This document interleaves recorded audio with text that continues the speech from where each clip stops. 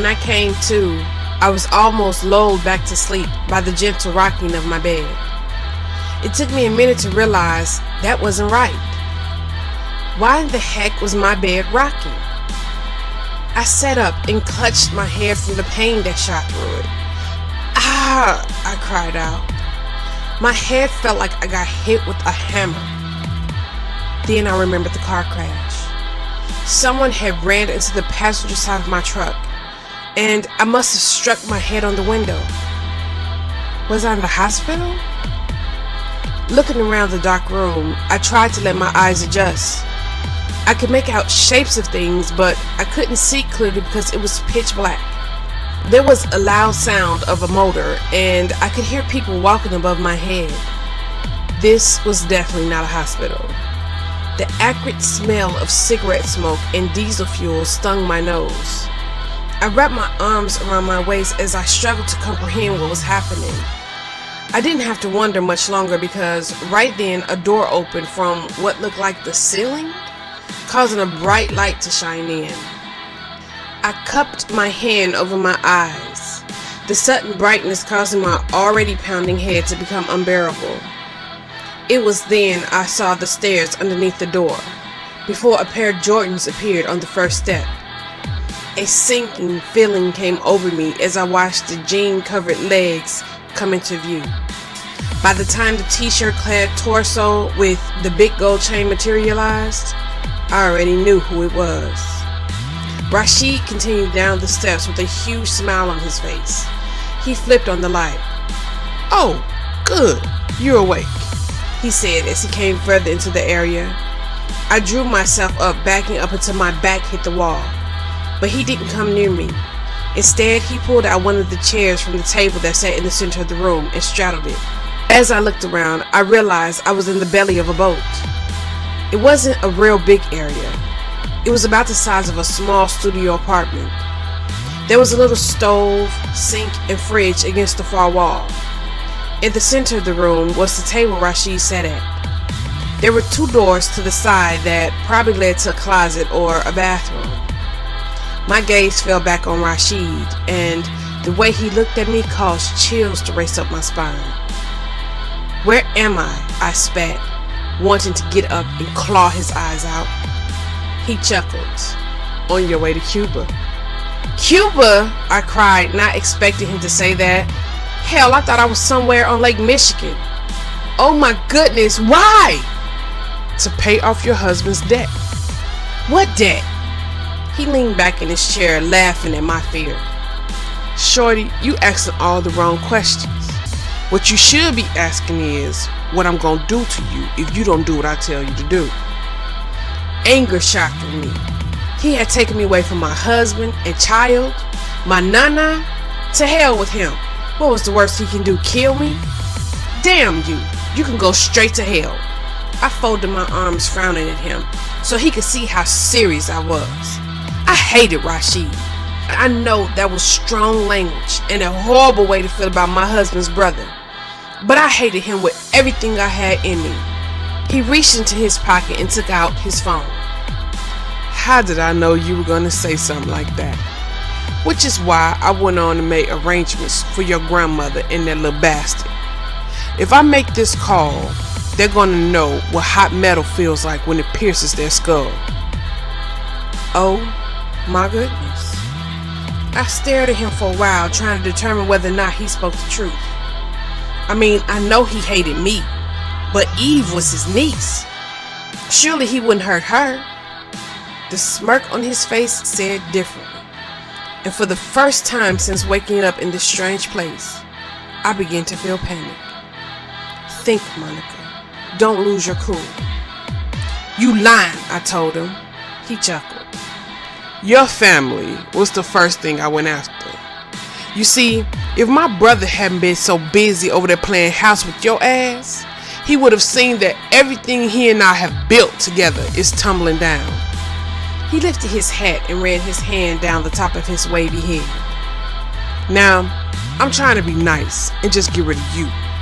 But if you force my hand, I will get rid of that little bastard and that old ass woman too." He reached for his phone. "Wait!" I cried. If it was just me, I would tell him to go screw himself.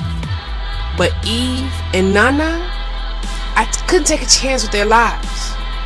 What do you want? He sat back with a satisfied grin on his face. Good girl, you've made the right choice. Now look, I'm not a complete dick. If all go according to my plan, you won't have to die. What plan?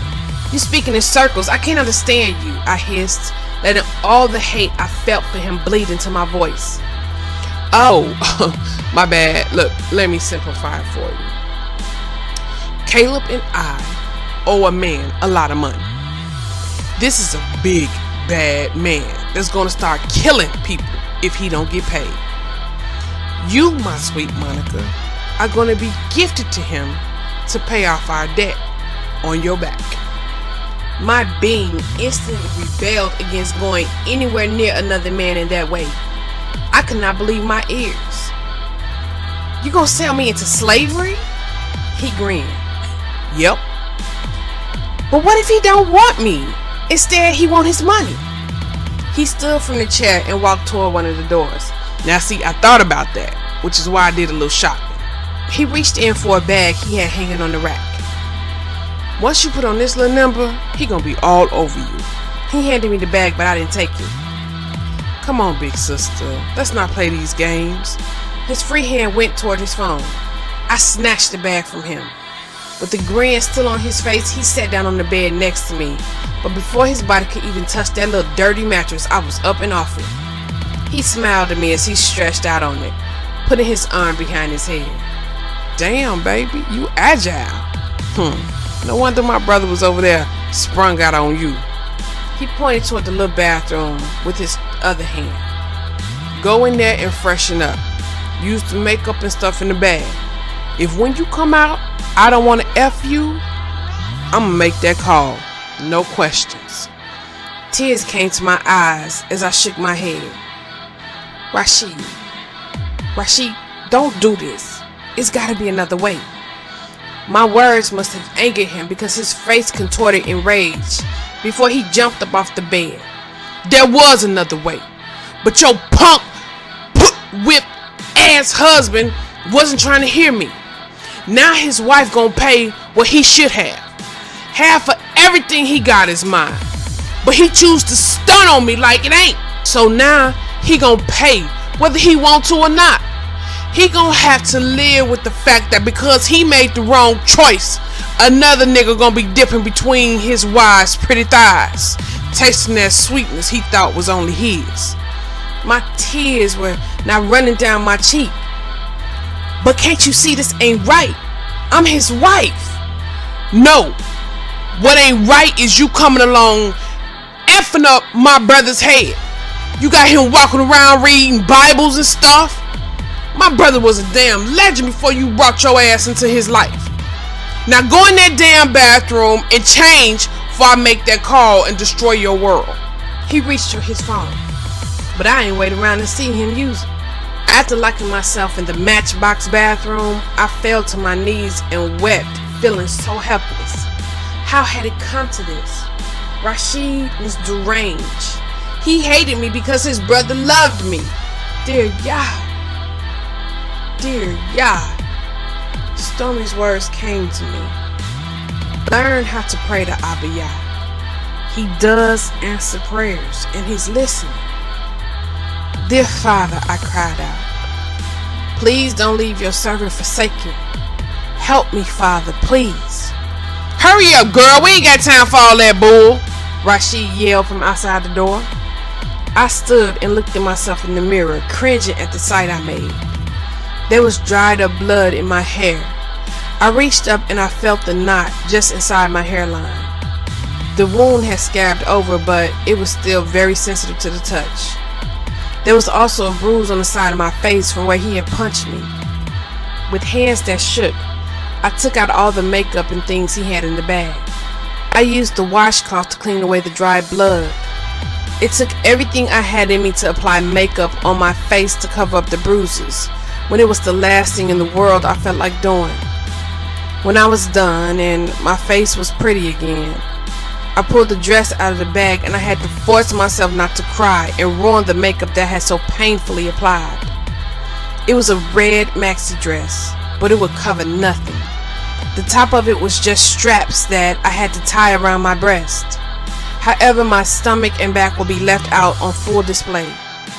The skirt had several big splits in it that ran from my waist to the floor and left both of my legs exposed.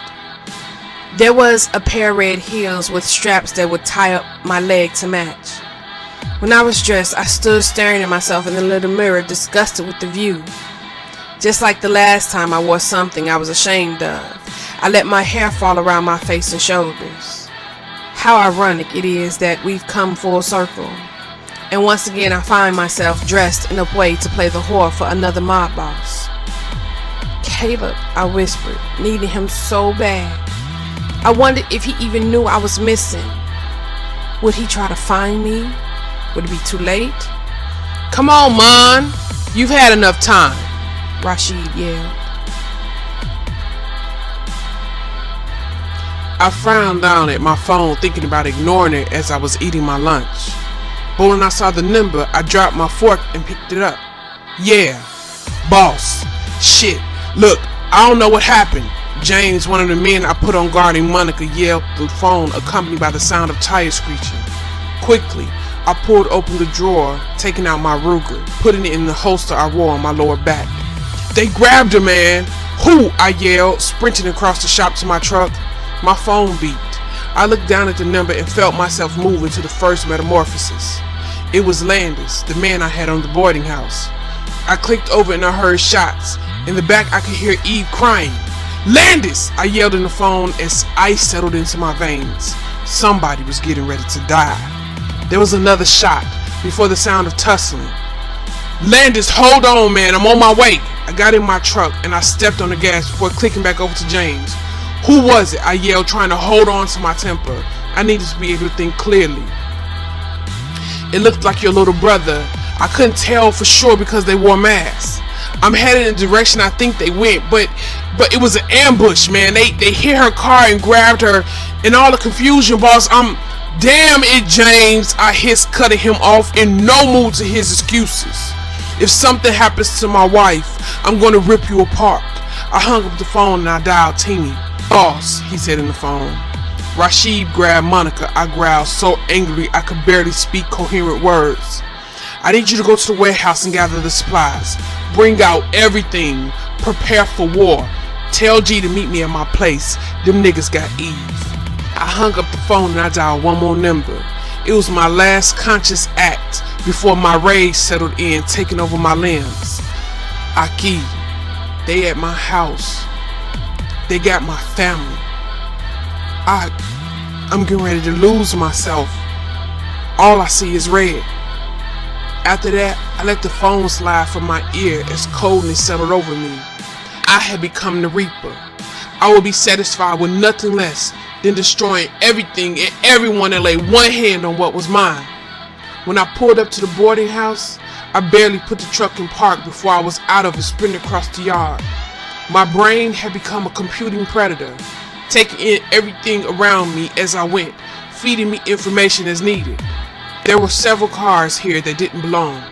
The tussle had begun on the front porch. 3 bullet holes, 2 in the door and 1 through the window. All shots from within, out. I bust through the front door and came up short at the sight that greeted me. Nana sat in her chair with Eve in her lap. As soon as my baby saw me, she reached for me. Lying dead at Nana's feet was Landis.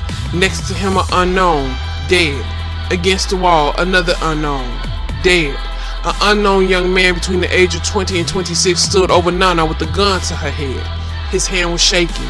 He was afraid. Hold on, Kay. Man, look, take another step and I'll put a bullet in his B head. His voice shook, testifying further of his fear. I heard silent footsteps above my head. Unknown, wearing a $150, $155 creeping my way. I held my hands up.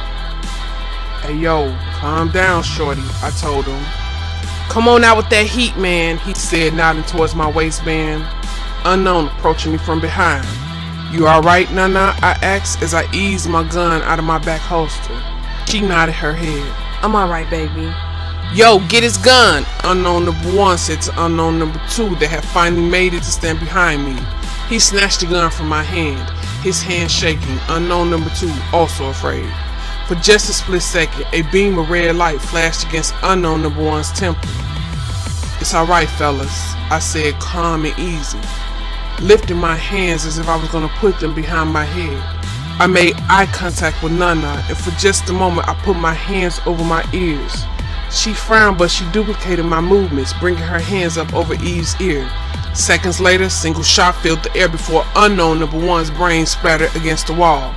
I was moving before the bullet hit his temple, turning on unknown number two, grabbing the hand with the gun in it, crushing it. He opened his mouth to yell out, but before a sound could be uttered, he caught my fist. Over and over again I pounded his face, feeling his bones breaking underneath my blows, but for the life of me I couldn't stop. My wife, my child, my house. Ak! Shlomo's voice penetrated the red haze that settled over me. I looked up, blinking, surprised to see him, Daniel, Gideon, and Gideon's pet all looking down at me. Nana held Eve's head to her chest, covering her eyes as she too stared at me with her mouth agape. Fist still raised, I looked down at the grotesque face underneath me that no longer resembled a human.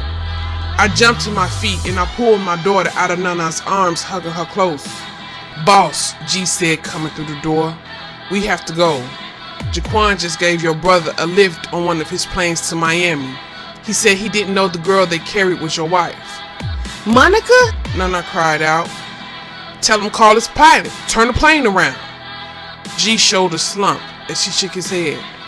The pilot said Rashid pulled a gun on him. Told him if he turned the plane around, he would kill him. Miami sound like my stomping grounds. I can get us there fast. Gideon, who stood just inside the door, supplied. Shlomo nodded. "You and Daniel go with her. I'll stay here and help Adam clean up this mess." He put his hand on my shoulder. I will protect your daughter like she's my own." I nodded before I hugged her close. As I handed her back to Nana, I kissed the older woman's head. "I'm so sorry for this," I told her, my words barely over a whisper. She shook her head. There were tears in her eyes. "Just bring Monica back to me." Gideon arranged for his chopper to meet us at my warehouse. By the time we got there, Teeny had all the artillery and the men waiting. I walked over to my computer, bringing up Monica's tracker that I had designed in her necklace. Gideon joined me as I looked at the map. I could hear Daniel, who was the one responsible for taking out unknown number one, talking with Teeny about some of the weapons. "He's heading to Havana," I told him, pointing at Monica's tracker on the map. "Why Havana?" he asked. "He owes a drug lord there named Dominique a lot of money." Gideon whistled before a grin spread on his face. "Aw, isn't that precious? Little Dominique still playing their big boy games." I looked at him surprised. "You know him?" Gideon shrugged. "Our paths may have crossed a time or two. Listen, bring your boy Teeny and leave everybody else. I'm going to have some of my men from the armory meet us there." I nodded. Those islands were Gideon's stomping grounds. I trusted that he knew how to navigate them.